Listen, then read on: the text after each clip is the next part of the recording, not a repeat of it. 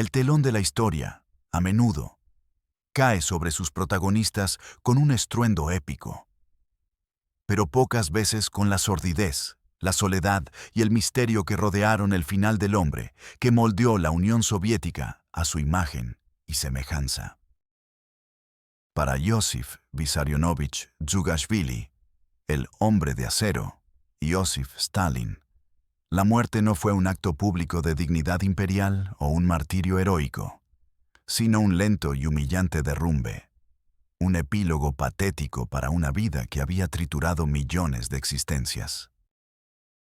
Su ocaso, lejos de ser un simple hecho biológico, se convirtió en una danza macabra de intrigas, miedos y silencios cómplices, un reflejo amplificado de la paranoia y el terror que él mismo había sembrado.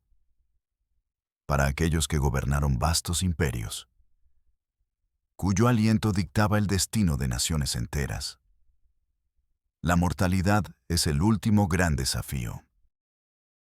Pero, ¿qué sucede cuando la figura del líder infalible, el padre de las naciones y el gran constructor del comunismo, comienza a desvanecerse en la oscuridad de una mente enferma y un cuerpo fallido?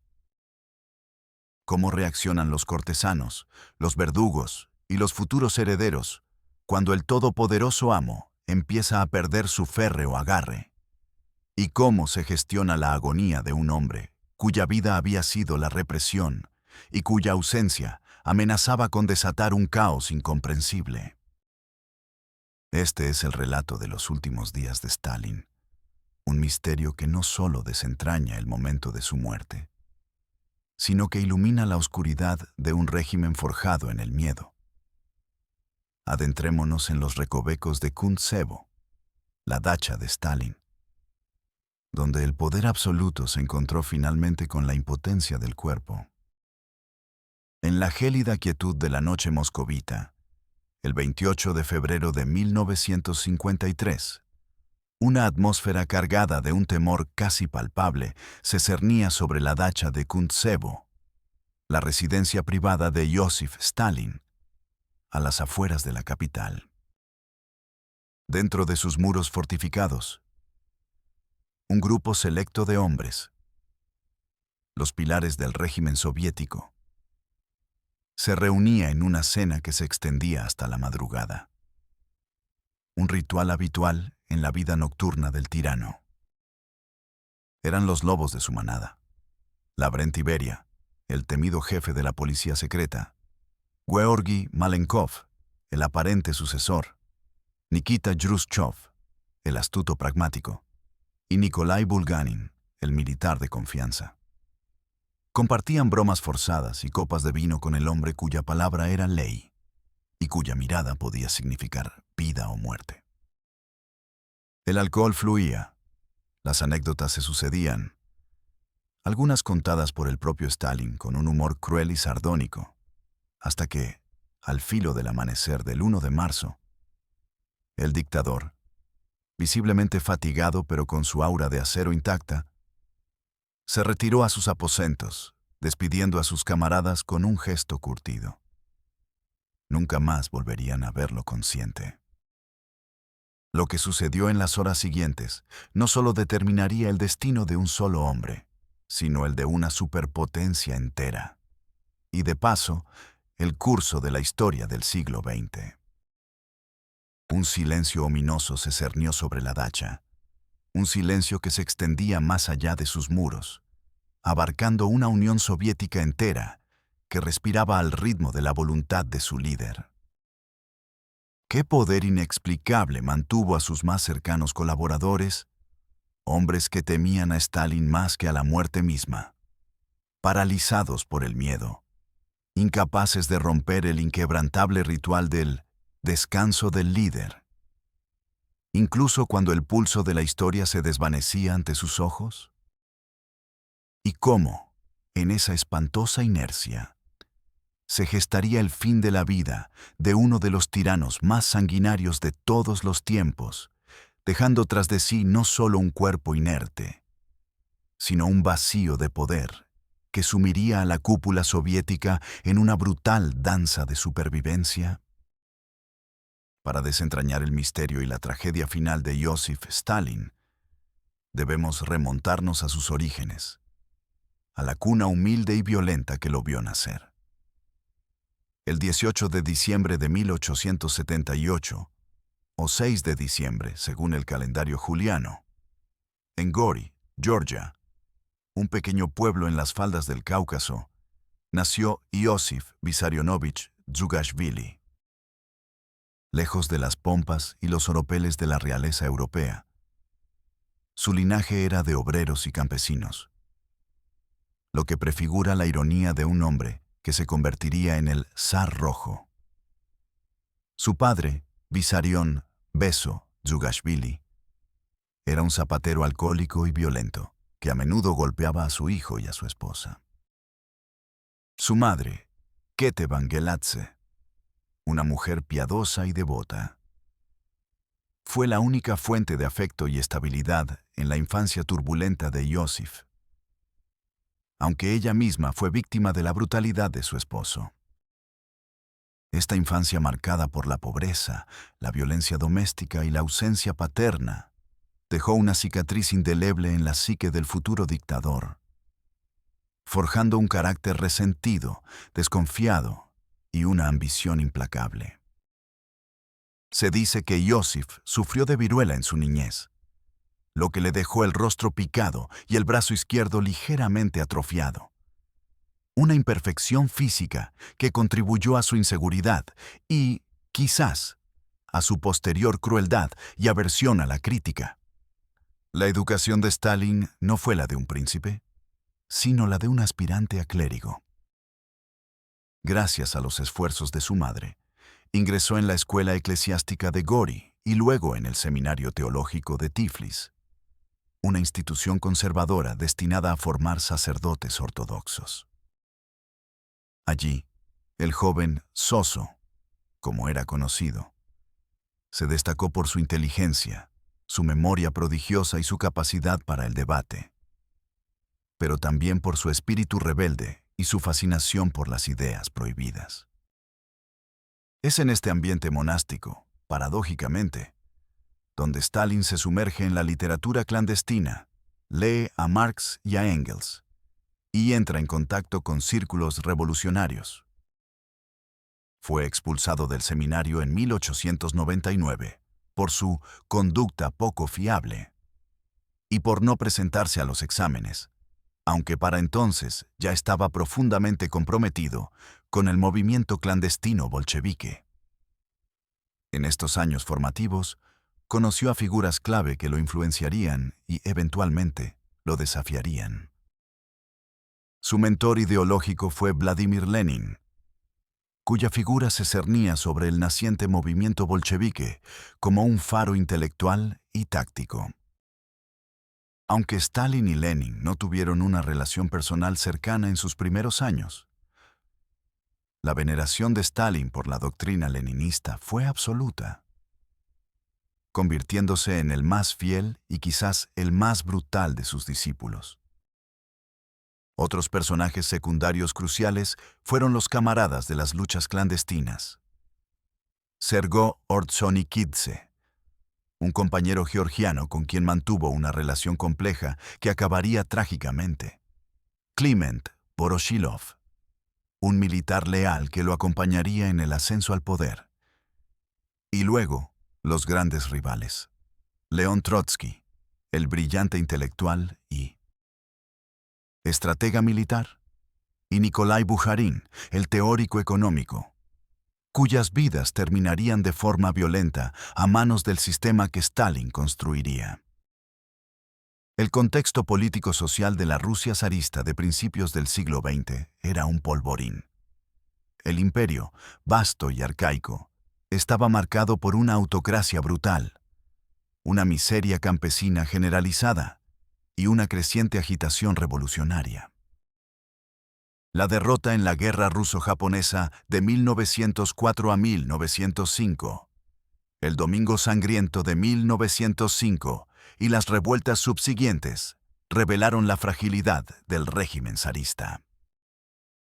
Fue en este caldo de cultivo de injusticia y desesperación donde el bolchevismo, con su promesa de un nuevo orden y la dictadura del proletariado, encontró un terreno fértil para la siembra de la revolución.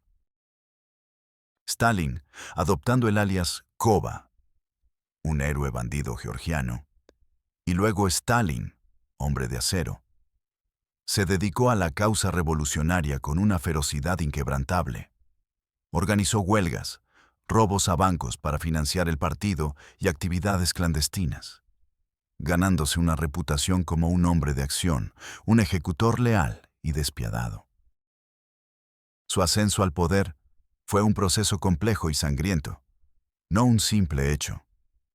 Tras la Revolución de Octubre de 1917, Stalin, a diferencia de los intelectuales como Trotsky, se dedicó a las tareas organizativas y administrativas, un rol aparentemente menos glamoroso, pero estratégicamente vital. En 1922, Lenin lo nombró secretario general del Comité Central del Partido Comunista. Esta posición, aparentemente burocrática, le otorgó un control inmenso sobre las designaciones de personal, permitiéndole construir una red de lealtades y clientelismo. Cuando Lenin cayó gravemente enfermo en 1922 y 1923, y finalmente murió en 1924, Stalin ya había tejido una telaraña de poder de la que sus rivales, demasiado confiados en su propia superioridad intelectual o carismática, no pudieron escapar. Lenin, en sus últimas voluntades, expresó serias dudas sobre la capacidad de Stalin para manejar el poder, advirtiendo sobre su brutalidad y deslealtad. Pero estas advertencias fueron silenciadas o ignoradas por un partido que prefería la estabilidad a la discordia. Stalin, con una combinación de astucia política, paciencia calculada y una implacable brutalidad, orquestó la eliminación de sus rivales, uno por uno. Trotsky fue exiliado y finalmente asesinado en México en 1940. Bukharin y otros fueron purgados y ejecutados en los infames juicios de Moscú. Así, el hombre de acero consolidó su corona, no por derecho dinástico, sino a través de la eliminación sistemática de cualquier oposición, real o imaginaria. Sin embargo, como este ascenso implacable al poder absoluto, forjado en la sangre de sus camaradas, transformaría a un revolucionario en un déspota paranoico, cuya propia mente se convertiría en el epicentro de un terror aún más vasto. Y cómo esa paranoia creciente, lejos de debilitarlo, lo impulsaría a cometer crímenes aún más inimaginables que sellarían el destino de millones y, paradójicamente, el suyo propio en los años venideros. La consolidación del poder absoluto de Stalin no trajo estabilidad o paz, sino el inicio de una espiral descendente de terror y control sin precedentes, que definiría la vida soviética durante décadas. La primera manifestación de esta fase exacerbada de su gobierno fue la colectivización forzada de la agricultura, lanzada a finales de la década de 1920. Stalin, obsesionado con la industrialización rápida y la eliminación de la amenaza kulak, campesinos acomodados, decretó la expropiación masiva de tierras y bienes agrícolas. Millones de campesinos fueron obligados a unirse a granjas colectivas, koljoses. Aquellos que se resistieron fueron calificados de enemigos del pueblo, deportados en masa a gulags siberianos o ejecutados. Las consecuencias fueron catastróficas. La producción agrícola se desplomó, desatando una hambruna brutal, particularmente devastadora en Ucrania, donde se conoce como Holodomor, el exterminio por hambre.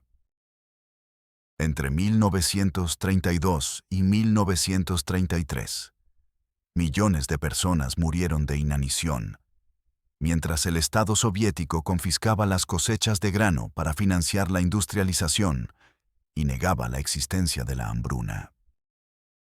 Stalin, en su dacha de Kuntsevo o en su despacho del Kremlin, permaneció impasible ante las noticias del sufrimiento masivo, viéndolo como un sacrificio necesario para la construcción del socialismo y la eliminación de los saboteadores. La tragedia fue amplificada por la represión sistemática de cualquier intento de ayuda o de informar sobre la realidad, sellando el destino de millones en un silencio macabro. La paranoia de Stalin, ya evidente en su ascenso, se disparó exponencialmente a mediados de la década de 1930, culminando en lo que se conoce como la Gran Purga, Yezhovshchina. Tras el asesinato de Sergei Kirov, un prominente líder del partido de Leningrado, Kompotno, en diciembre de 1934, un asesinato que muchos historiadores sospechan fue orquestado por el propio Stalin. El dictador desató una campaña de terror masivo. El objetivo oficial era eliminar a los enemigos del pueblo, saboteadores, espías y trotskistas bujarinistas. En realidad, era una purga sistemática de cualquier posible oposición o disidencia, real o imaginaria, dentro del partido, el ejército, la inteligencia e incluso la población civil. Los juicios de Moscú, espectáculos públicos donde viejos bolcheviques confesaban crímenes absurdos bajo tortura o amenaza a sus familias, fueron solo la punta del iceberg. Detrás de escena, la policía secreta, NKVD, precursora de la KGB, bajo la dirección de Nikolai Yezhov y luego la Brentiberia, operaba con listas de arresto masivas. Millones de personas fueron arrestadas, torturadas, enviadas a campos de trabajo forzado, gulags, en Siberia y el Ártico, o ejecutadas sumariamente. Se estima que, solo durante la Gran Purga, entre 700.000 y 1.200.000 personas fueron ejecutadas, y millones más murieron en los gulags. Enteros cuerpos del ejército fueron diezmados, eliminando a la mayoría de los altos mandos, una decisión que casi le cuesta la victoria a la URSS en la Segunda Guerra Mundial. Este periodo no solo reveló la crueldad intrínseca de Stalin, sino también su aguda manipulación psicológica. Enfrentaba a sus colaboradores entre sí, fomentando la desconfianza y la delación. Los miembros de su círculo íntimo vivían en un estado constante de terror. Anécdotas abundan. Molotov, su leal ministro de Asuntos Exteriores, tuvo que votar a favor de la ejecución de su propia esposa. Khrushchev, en sus memorias, relató el miedo paralizante que sentían en las cenas con Stalin, donde cualquier chiste o comentario podía interpretarse como una provocación. La propia familia de Stalin no escapó a su brutalidad. Su hijo Vasily, un piloto militar y alcohólico, vivía bajo constante presión. Su hija Svetlana Agiluyeva sufriría un tormento psicológico permanente y finalmente desertaría. Su segunda esposa, Nadezhda Aliluyeva, se suicidó en 1932, un evento que dejó a Stalin aún más aislado y endurecido.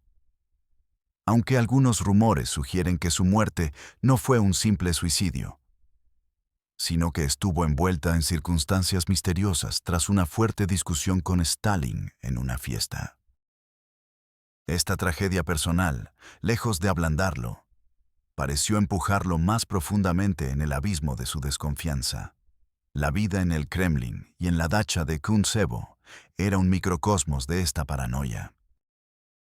Los sirvientes eran cambiados constantemente, los teléfonos estaban intervenidos, y la comida era probada por personal de seguridad antes de ser servida al líder.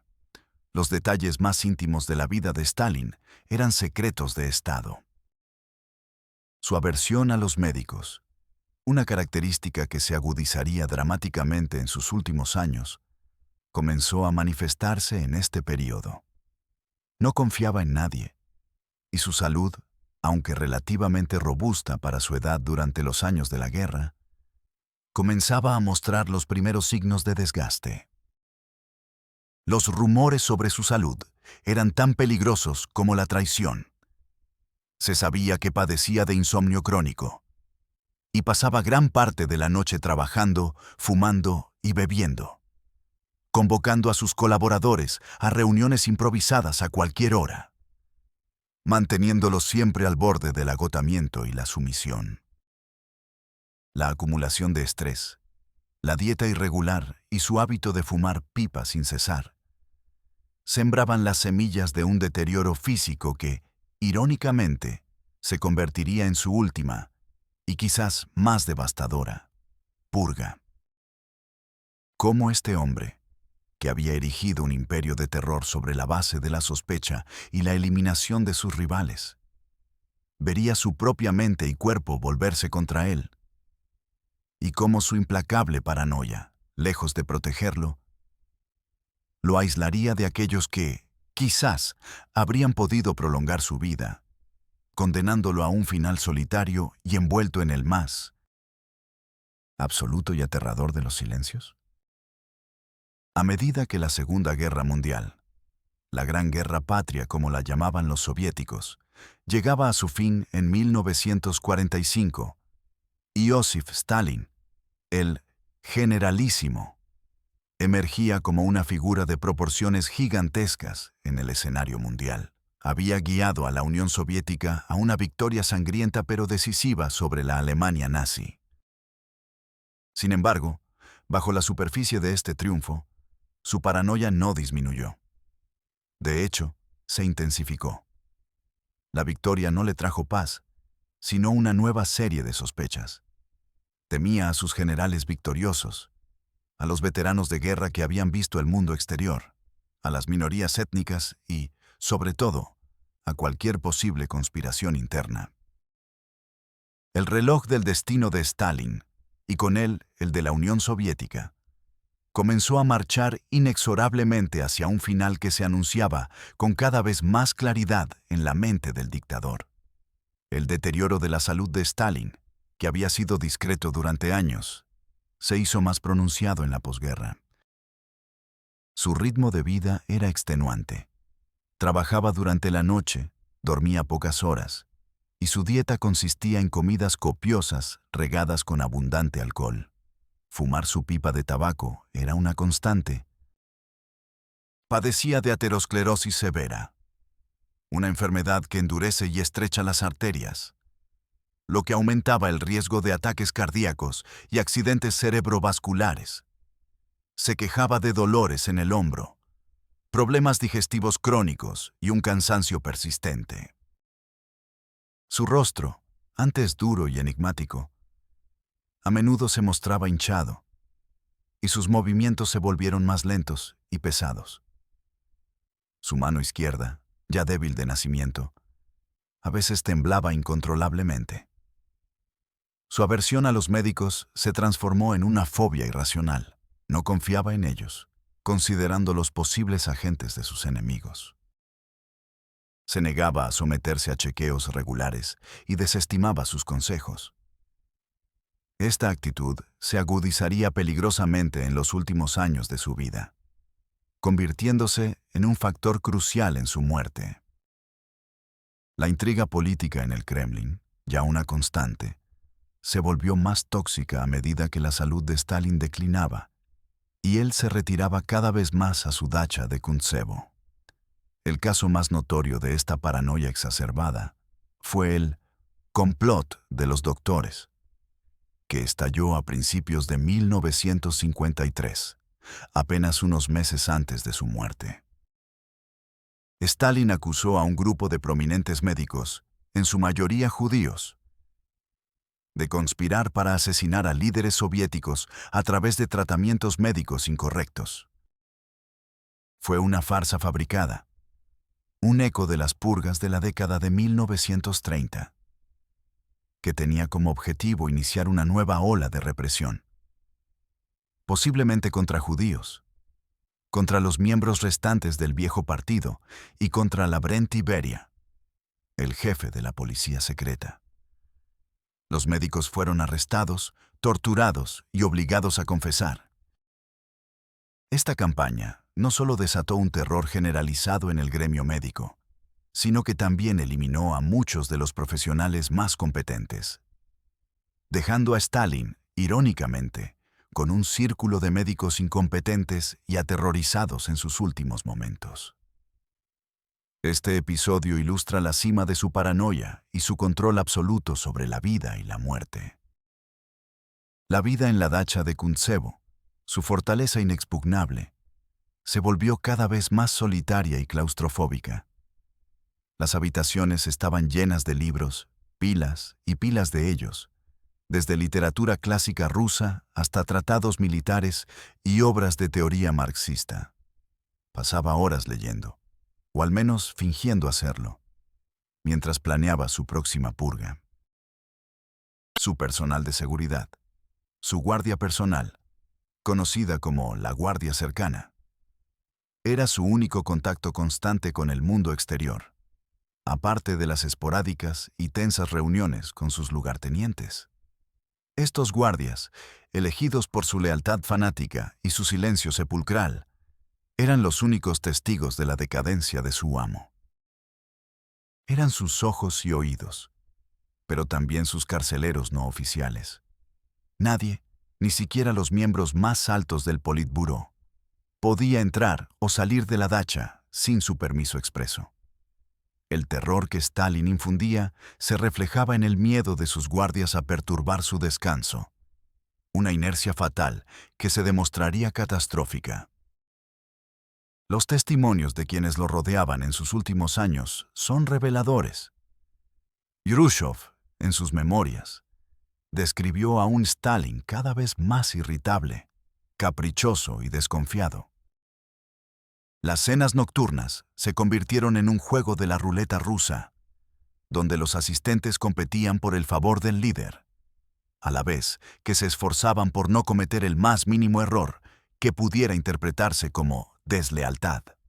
Se rumoreaba que Stalin usaba estas cenas para estudiar a sus colaboradores, buscando debilidades o signos de conspiración. La tensión era tan grande que Malenkov, Beria y Yrushov a menudo se turnaban para acompañar a Stalin en sus últimas noches, para asegurarse de no ser el único en la mira si algo salía mal. La desesperación se apoderaba de ellos. El sistema que Stalin había creado los tenía atrapados en su propia telaraña de miedo. No podían hacer nada sin su aprobación, ni siquiera atender a un líder moribundo. En los meses previos a su muerte, Stalin parecía más obsesionado que nunca con la idea de conspiraciones. El complot de los doctores era solo un síntoma. Se rumoreaba que preparaba una nueva gran purga, la purga de los viejos bolcheviques, que afectaría incluso a Molotov y a Voroshilov, sus más antiguos y leales camaradas. Las decisiones políticas, vitales para el bloque soviético en plena Guerra Fría, se tomaban cada vez más en función de sus caprichos y sus sospechas. Su capacidad para concentrarse disminuía, y su dictado, aunque seguía siendo ley, a menudo carecía de la coherencia de antaño. En su mente, el mundo entero estaba conspirando contra él, y él, el gran guardián de la revolución, debía permanecer vigilante hasta el último aliento. Pero ese último aliento estaba más cerca de lo que nadie, ni siquiera él, se atrevía a imaginar. Y en ese umbral final, el miedo sería el único guardián. Pero ¿cómo se manifestaría el colapso final de un hombre que había dominado la vida y la muerte de millones? ¿Y qué extraña coreografía de terror y parálisis se desarrollaría en la habitación más vigilada de la Unión Soviética en el momento preciso de su agonía? La noche del 28 de febrero de 1953, en la dacha de Kuntsevo, comenzó como tantas otras. Iosif Stalin, rodeado de sus más cercanos colaboradores, Beria, Malenkov, Khrushchev y Bulganin, se entregó a una de sus interminables cenas. El alcohol, la cháchara política y las películas de vaqueros estadounidenses se extendieron hasta las 4 de la madrugada del 1 de marzo. Stalin, con su típica rutina, se despidió de sus invitados con una broma o un comentario críptico y se retiró a sus aposentos privados.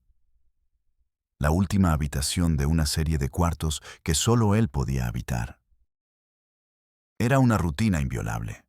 Nadie debía molestar al líder mientras descansaba. Sus guardias, liderados por el comandante M.S. Starostin y el sargento V.P. M. Losgashov, se postraron en sus puestos, sumergidos en la tensa quietud que rodeaba la suite del dictador. El 1 de marzo transcurrió en un silencio inusual. Nadie salía de la habitación de Stalin. Las luces permanecían apagadas. Las llamadas telefónicas, que el líder solía hacer a menudo a sus colaboradores, cesaron. El personal de la dacha, acostumbrado a los horarios erráticos del tirano, no se alarmó de inmediato. Quizás Stalin estaba en un sueño profundo, recuperándose de la resaca y el cansancio. Pero a medida que pasaban las horas, y con la llegada de la noche, una inquietud creciente comenzó a cernirse sobre los guardias. Losgashov, el sargento de la guardia, notó una anomalía. La luz de la habitación de Stalin se encendió brevemente alrededor de las 18:30 y luego se apagó. Sin embargo, nadie salió. Pasó la noche del 1 al 2 de marzo y el silencio persistió. El pánico silencioso comenzó a apoderarse del personal. Stalin había prohibido terminantemente que lo molestaran. Romper esa orden, incluso con la mejor de las intenciones, podía significar una ejecución sumaria o un viaje al Gulag. El terror que Stalin había inculcado en su círculo más íntimo se convirtió en su sentencia de muerte. En la mañana del 2 de marzo, alrededor de las 10, la leche y la correspondencia seguían sin ser recogidas de la puerta de su habitación. La tensión era insoportable. Finalmente, Starostin, el comandante de la guardia, y Losgashov reunieron el valor para entrar. Abrieron la puerta y encontraron a Stalin tendido en el suelo de su comedor, cerca de una mesa donde había un diario y una botella de agua mineral. Estaba semiconsciente, vestido con pijamas y una camiseta, y había orinado sobre sí mismo. Sus ojos, aunque abiertos, no parecían fijarse en nada. Su mano derecha intentó levantar el brazo izquierdo, que colgaba inerte. La respiración era pesada, sibilante. Un derrame cerebral masivo lo había golpeado. El momento del descubrimiento fue un caos contenido por el miedo. Los guardias, paralizados, no sabían qué hacer. ¿Debían llamar a los miembros del Politburó? ¿Y si era una treta de Stalin para probar su lealtad? ¿Para ver quién se atrevería a entrar en su habitación sin permiso? Se dice que Beria, al ser contactado, llegó rápidamente a la dacha, seguido por Malenkov, Khrushchev y Bulganin. La escena era grotesca. Beria, conocido por su crueldad y su cinismo, supuestamente se burló de Stalin, diciéndole: «Estás dormido, camarada Stalin.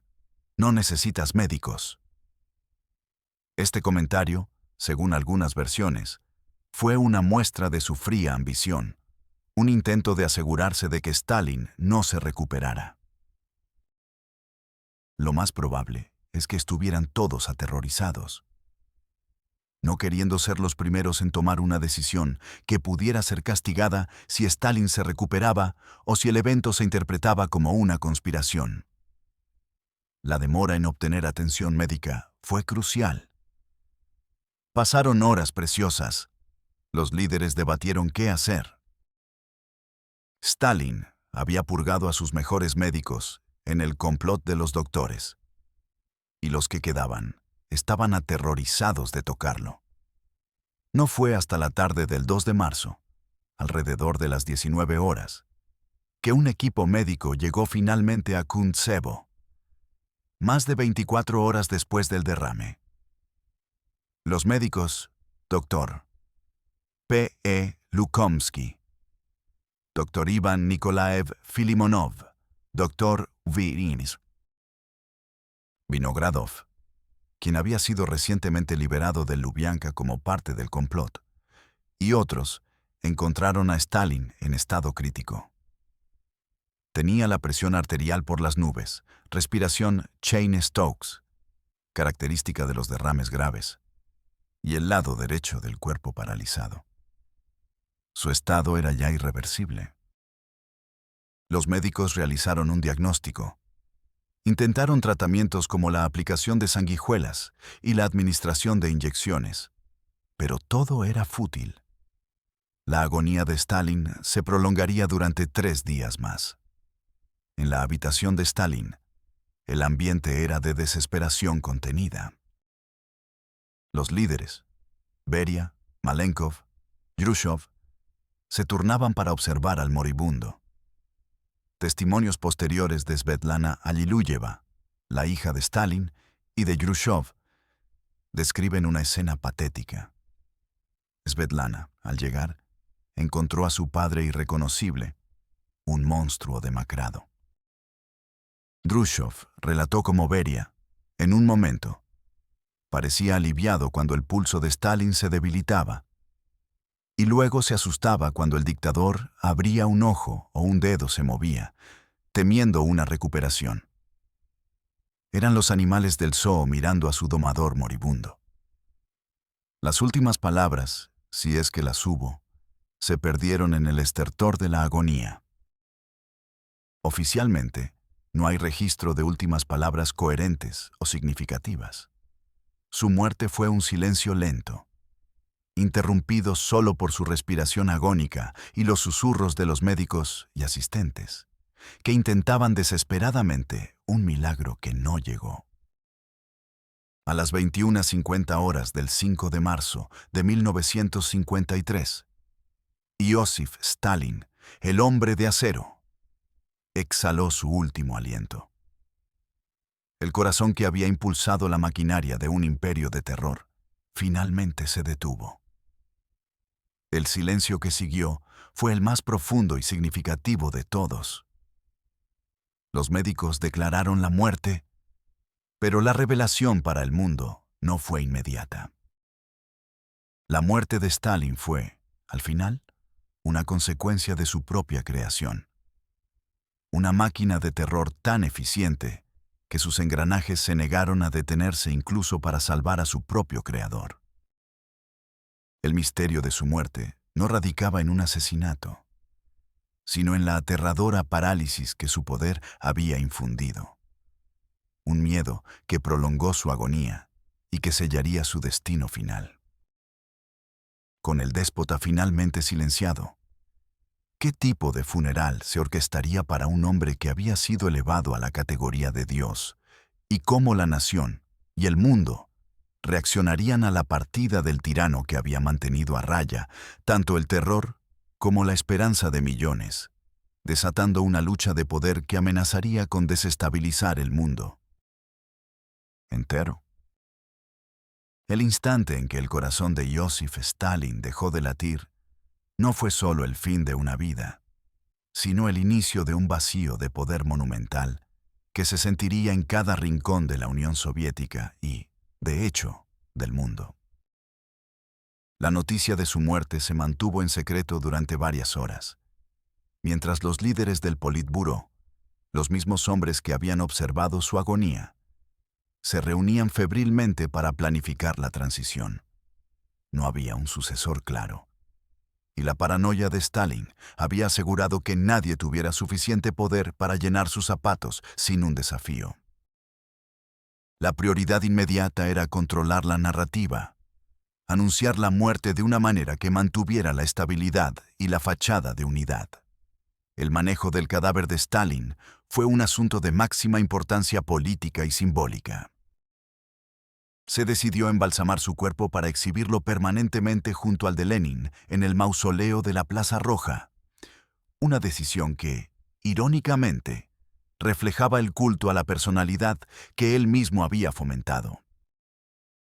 Inmediatamente después de su muerte, el cuerpo fue trasladado del comedor de la dacha de Kuntsevo a una sala de autopsias improvisada en el Kremlin.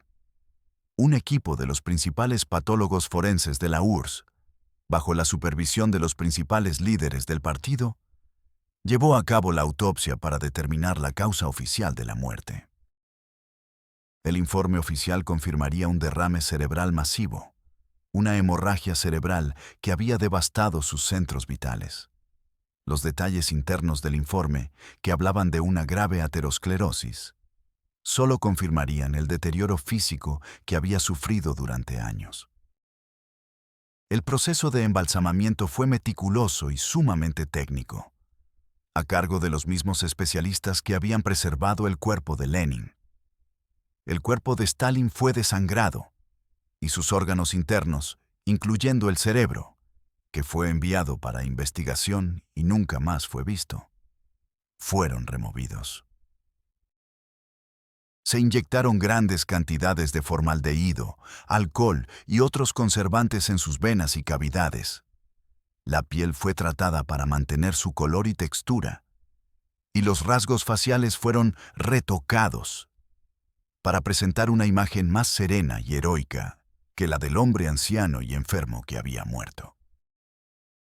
El objetivo era crear una figura casi deificada, un monumento inmaculado que continuara inspirando lealtad y temor.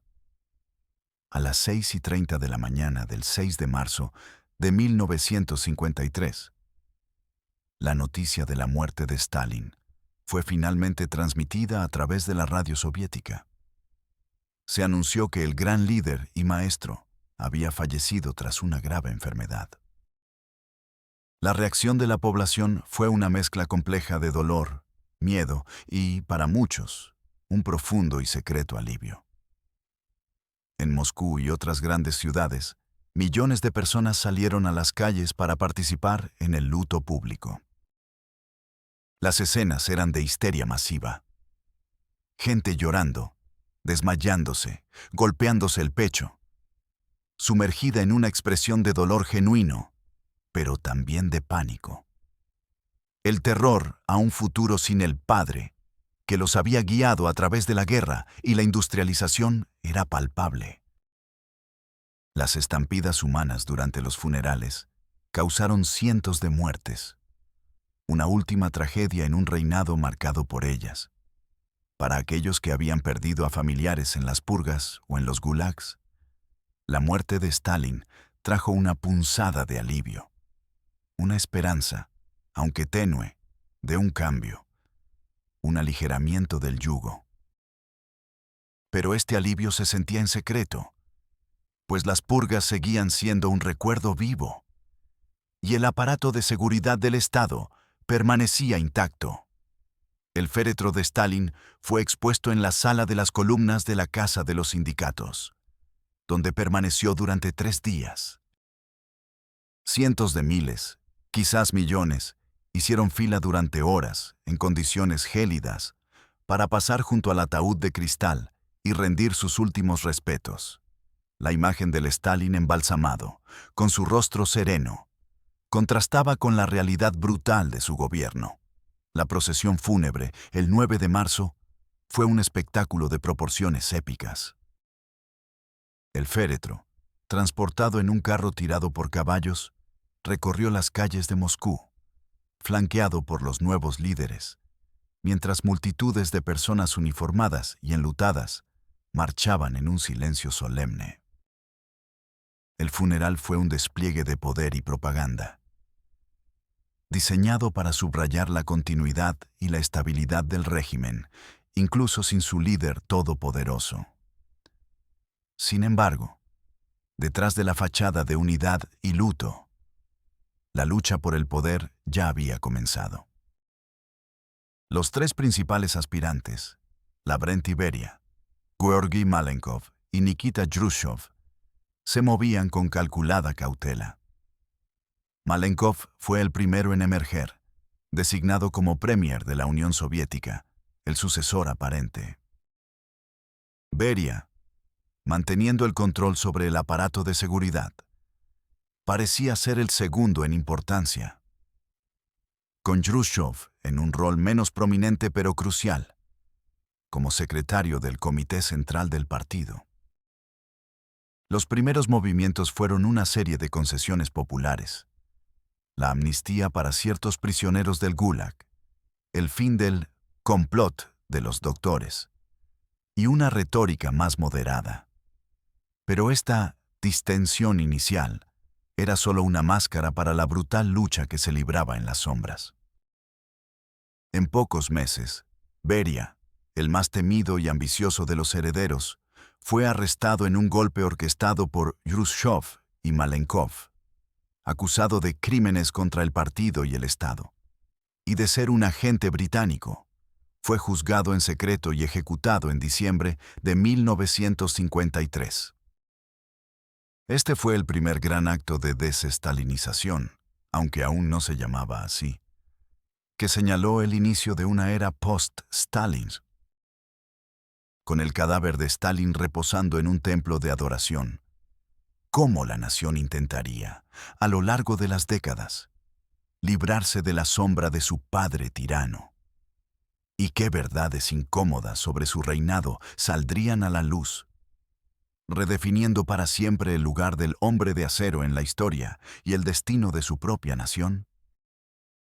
La muerte de Joseph Stalin, lejos de ser un mero punto final, se convirtió en el catalizador de una transformación sísmica para la Unión Soviética y, por extensión, para el panorama geopolítico global. A corto plazo, su ausencia desató una lucha de poder que, si bien brutal en sus métodos, el arresto y ejecución de Beria, finalmente condujo a un alejamiento gradual, aunque vacilante, del terror estalinista. La era de Khrushchev se inauguró con el famoso discurso secreto de 1956, pronunciado por Nikita Khrushchev en el 20º Congreso del Partido Comunista. En este discurso, Khrushchev denunció los crímenes de Stalin, el culto a la personalidad, las purgas y la represión masiva. Aunque no se publicó en la URSS en ese momento, se filtró a Occidente y conmocionó al mundo.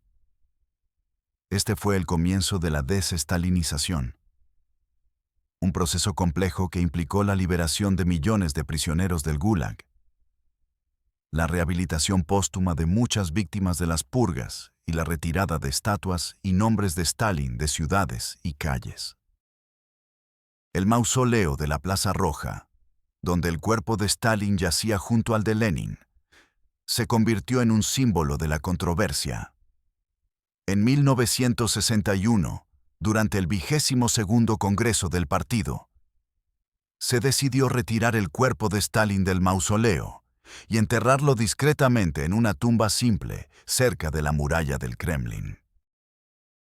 Este acto simbólico marcó el fin oficial del culto a la personalidad de Stalin, al menos en su forma más pública y oficial. A largo plazo, la muerte de Stalin y el posterior proceso de desestalinización tuvieron un impacto profundo y duradero. Internamente, la sociedad soviética respiró con un alivio cauteloso. Aunque el sistema siguió siendo autoritario y represivo, la escala del terror se redujo drásticamente. Se abrió una ventana, aunque pequeña, para la crítica y la disidencia, que se haría más evidente en las décadas siguientes. La agricultura intentó recuperarse, y se implementaron algunas reformas para mejorar el nivel de vida. Sin embargo, el Partido Comunista nunca renunció a su monopolio del poder ni a la ideología marxista-leninista. El Vester legado de Stalin se convirtió en un tabú complejo. Era el líder que había industrializado la URSS, la había guiado a la victoria en la guerra, pero también el arquitecto de un sufrimiento inimaginable. La construcción de su legado, por lo tanto, siempre fue una danza entre la glorificación y la condena, una línea borrosa que el partido manipulaba según sus necesidades políticas. A nivel internacional, la muerte de Stalin y la desestalinización impactaron profundamente el movimiento comunista global. China, bajo Mao Zedong, condenó la desestalinización de Khrushchev, lo que contribuyó a la ruptura sino-soviética. Muchos partidos comunistas en Europa Occidental se debatieron entre la lealtad a Moscú y la necesidad de distanciarse de los crímenes revelados. La Guerra Fría continuó, pero sin la figura amenazante y errática de Stalin, el liderazgo soviético se volvió más predecible, aunque no menos antagónico. La muerte de Stalin, por lo tanto, no solo cambió la Unión Soviética, sino que reconfiguró la dinámica del mundo bipolar. La lección moral que emerge del reinado y la muerte de Joseph Stalin es, quizás, la más sombría y compleja del siglo XX. Stalin fue un hombre que, impulsado por una ideología utópica y una paranoia devoradora, demostró el abismo de crueldad al que puede conducir el poder absoluto sin contrapesos. Su historia es un recordatorio escalofriante de cómo el miedo puede paralizar a una nación entera, incluso a sus líderes más poderosos. Su vida y su muerte no son solo el relato de un dictador, sino un estudio de la condición humana en su forma más extrema. La capacidad de infligir y soportar el sufrimiento. La maleabilidad de la verdad bajo la propaganda y el terror. Y la trágica inercia que puede consumir a quienes, por miedo, se niegan a desafiar la tiranía. Stalin, en su aparente infalibilidad, se construyó una jaula de terror que, irónicamente, se cerró sobre él en sus últimos momentos, dejándolo solo y desatendido, víctima de su propia creación. Pero incluso después de su muerte y la condena de sus crímenes, la sombra de Stalin persiste. En la Rusia contemporánea, su figura sigue siendo objeto de un debate polarizado, con algunos que lo ven como un constructor de imperios y otros como un genocida.